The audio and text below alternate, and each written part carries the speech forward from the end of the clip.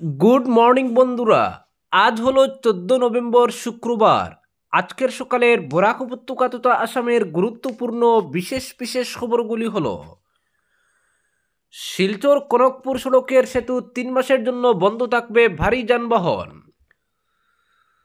জনসাধারণের অবগতির জন্য জানানো যাচ্ছে যে শিলচর ফুলেরতল সড়ক হয়ে কনকপুর সংযোগকারী বর্তমান সেতুটি 18 নভেম্বর থেকে 18 ফেব্রুয়ারি পর্যন্ত সকল প্রকার ভারী যানবাহনের চলাচলের জন্য সম্পূর্ণরূপে বন্ধ থাকবে। এই সময়ের মধ্যে পুরনো সেতুটি ভেঙে নতুন আরসিসি সেতু নির্মাণের কাজ শুরু হবে। লোক নির্মাণ সড়ক বিভাগ শিলচর ও উদারবন টেরিটোরিয়াল রোড ডিভিশনের নির্বাহী বাস্তুকার অনিরুদ্ধ নাগ এক সরকারি বিজ্ঞপ্তিতে এই তথ্য জানান। বিজ্ঞপ্তিতে উল্লেখ করা হয়েছে, 2 চাকা ও 3 চাকার যানবাহন নবনির্মিত অংশ দিয়ে চলাচল করতে পারবে, তবে অন্য সকল প্রকার যানবাহনকে নাথপাড়া রোড হয়ে বেরেঙ্গা রুট ব্যবহার করার পরামর্শ দেওয়া হয়েছে। জনগণের সাময়িক অসুবিধার জন্য বিভাগের পক্ষ থেকে দুঃখ প্রকাশ করা হয়েছে এবং নাগরিকদের কাছে সহযোগিতার আহ্বান জানানো হয়েছে, যাতে কাজটি নির্ধারিত সময়ে সফলভাবে সম্পন্ন করা হয়। নতুন সেতুটি নির্মাণ সম্পন্ন হলে যান চলাচলের সুবিধা, সড়ক নিরাপত্তা ও যোগাযোগ ব্যবস্থার উন্নতি ঘটবে বলে আশা প্রকাশ করেছেন সংশ্লিষ্ট কর্তৃপক্ষ। পরবর্তী খবর, কাছাড় জেলা বিজেপির মিডিয়া ডিপার্টমেন্টকে পুনর্গঠন করা হয়েছে। 10 সদস্যের জেলা কমিটির কনভেনার নিযুক্ত হয়েছেন দীপক দেওয়ানজি। কনভেনার নিযুক্ত হয়েছেন দলের দীর্ঘদিনের একনিষ্ঠ কর্মী পার্থদেব, বিশিষ্ট সাংবাদিক অমল লস্কর এবং বিভূতি মজুমদার। প্রদেশ বিজেপির মিডিয়া ডিপার্টমেন্টের অনুমোদন ক্রমে এই নিযুক্তি দিয়েছেন বিজেপির কাছাড় জেলার সভাপতি রূপম সাহা। জেলা মিডিয়া ডিপার্টমেন্টের নবনিযুক্ত কনভেনার ও 3 কনভেনারকে দলীয় কর্মকর্তা সহ বিভিন্ন মহল থেকে উষ্ণ অভিনন্দন জানিয়েছেন। পরবর্তী খবর, বাজারিছড়ায় 2.5 কোটি টাকার গাঁজা উদ্ধার, পলাতক 2 পাচারকারী। মাদক পাচার চক্রের স্বপ্নভঙ্গ, পুলিশের তৎপরতায় ত্রিপুরা থেকে আসামে পাচারের পথে ধরা পড়ল বিশাল চালান। বাজারিছড়া থানাধীন কাটলতলি ওয়াচপোস্টের সাহসী অভিযানে উদ্ধার হলো প্রায় 5 কুইন্টাল গাঁজা, যার বাজার মূল্য প্রায় 2.5 কোটি টাকা। দীর্ঘ বিরতির পর ফের মাদক বিরোধী অভিযানে বড় সাফল্য পেল বাজারিছড়া থানাধীন কাটলতলি ওয়াচপোস্টের তৎপর পুলিশ দল। জানা গেছে, এদিন বিকেল 3:30টার দিকে TR-05J 1807 নম্বরের একটি বোলেরো পিকআপ ভ্যান ত্রিপুরা থেকে বিকল্প পথ ধরে পাথারকান্দি অভিমুখে যাচ্ছিল।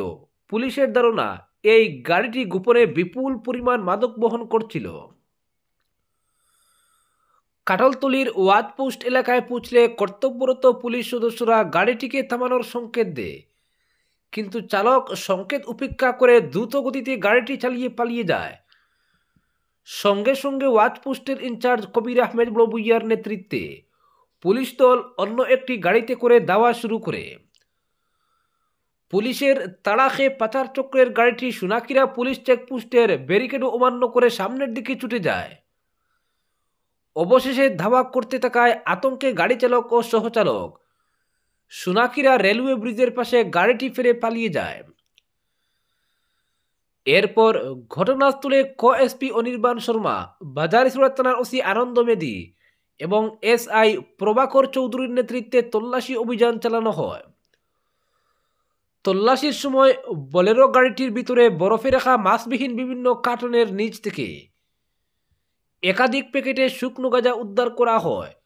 পুলিশের প্রাথমিক অনুমান অনুযায়ী উদ্ধার হওয়া গাঁজার ওজন প্রায় 5 কুইন্টাল, যার বাজার মূল্য প্রায় 2.5 কোটি টাকা।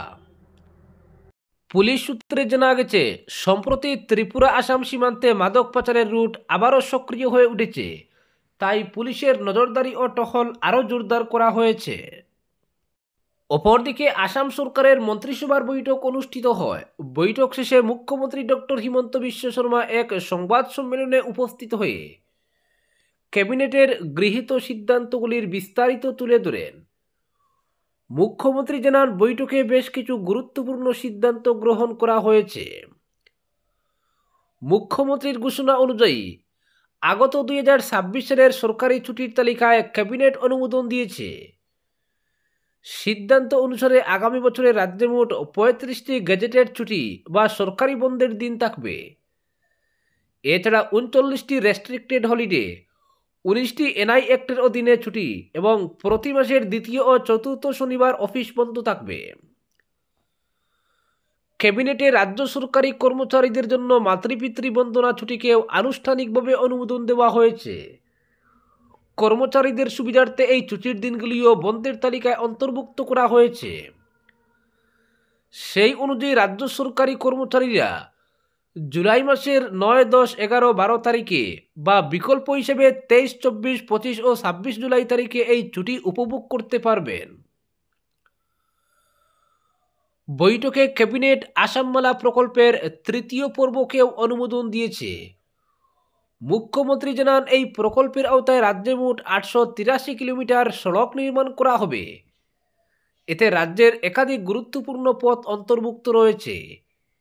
এই প্রকল্পের জন্য ক্যাবিনেট 3,217 কোটি টাকার ব্যয় অনুমোদন করেছে। এছাড়া মুখ্যমন্ত্রী ঘোষণা করেন, গুয়াহাটি নেহরু স্টেডিয়াম ভেঙে নতুনভাবে নির্মাণ করা হবে। প্রধানমন্ত্রী নরেন্দ্র মোদীর পূর্বে দেওয়া প্রতিশ্রুতির ভিত্তিতে বর্তমান স্টেডিয়ামের জায়গায় আধুনিক ফুটবল মাঠ, প্রশিক্ষণ মাঠ, ইনডোর স্টেডিয়াম ও সুইমিং পুল তৈরি করা হবে। মুখ্যমন্ত্রী আরও জানান, এই প্রকল্পের জন্য ইতিমধ্যেই টেন্ডার আহ্বান করা হয়েছিল এবং লারসেন অ্যান্ড টুব্রো কোম্পানি টেন্ডারটি পেয়েছে। মোট 765 কোটি টাকার ব্যয়ে এই আধুনিক ক্রীড়া কমপ্লেক্স নির্মিত হবে এবং ক্যাবিনেট ইতিমধ্যেই এই বাজেট অনুমোদন করেছে। পরবর্তী খবর, 8,000-এরও বেশি প্রার্থীকে নিয়োগপত্র প্রদান মুখ্যমন্ত্রীর। রাজ্য সরকারের শিক্ষা বিভাগে বড়সড় নিয়োগ অনুষ্ঠান অনুষ্ঠিত হয়েছে। খানাপাড়া পশু চিকিৎসালয় খেলার মাঠে এক মহা অনুষ্ঠানের মাধ্যমে 8,000-এরও বেশি প্রার্থীকে নিয়োগপত্র প্রদান করা হয়। এর মধ্যে স্নাতক শিক্ষক পদে 6,522 জন, স্নাতকোত্তর শিক্ষক পদে 1,275 জন, সহকারী অধ্যাপক 263 জন, তৃতীয় শ্রেণীর কর্মচারী 110 জন, জেলা শিক্ষা ও প্রশিক্ষণ প্রতিষ্ঠানের প্রবক্তা 28 জন এবং রাজ্য শিক্ষা গবেষণা ও প্রশিক্ষণ পরিষদের সহকারী পরিচালক 8 জনকে নিয়োগ দেওয়া হয়। এই অনুষ্ঠানে উপস্থিত ছিলেন মুখ্যমন্ত্রী ডক্টর হিমন্ত বিশ্ব শর্মা এবং শিক্ষামন্ত্রী ডক্টর রনজ পেগু। মুখ্যমন্ত্রী জানান, এখন পর্যন্ত রাজ্য সরকার বিভিন্ন বিভাগে মোট 1,34,999 জনকে নিয়োগ দিয়েছে। অনুষ্ঠানে মুখ্যমন্ত্রী হিমন্ত বিশ্ব শর্মা বলেন, বহুদিনের পরিশ্রমের ফলে আমরা আজ এক গুরুত্বপূর্ণ লক্ষ্যে পৌঁছেছি। কোনো রকম টাকা পয়সা না দিয়ে চাকরি পাওয়া এটি এক বিরল অর্জন, তবে এখানেই শেষ নয়। আমাদের আরও নতুন লক্ষ্য স্থির করে এগিয়ে যেতে হবে। সরকারি শিক্ষাকে সমাজ কল্যাণের মূল হাতিয়ার হিসেবে ব্যবহার করাই আমাদের উদ্দেশ্য হওয়া উচিত। মুখ্যমন্ত্রী আরও বলেন, আগে কলেজ শিক্ষায় স্বজনপ্রীতি ও রাজনৈতিক প্রভাব প্রবল ছিল। মন্ত্রী বিধায়কদের পরিচয়ের ভিত্তিতেই কলেজে চাকরি পাওয়া যেত। কাহিলিপাড়ার দপ্তরে চাকরির এক প্রকার উন্মুক্ত বাজার বসেছিল। সেই অন্যায় ব্যবস্থা তুলে দিতে আমি সচেষ্ট হয়েছিলাম। যদি সেই অবস্থা চলতেই থাকত তবে গরিব ঘরের ছেলেমেয়েরা চাকরির সুযোগ থেকে বঞ্চিত হতো। আজকের বিশেষ সংবাদ এখানেই সমাপ্ত।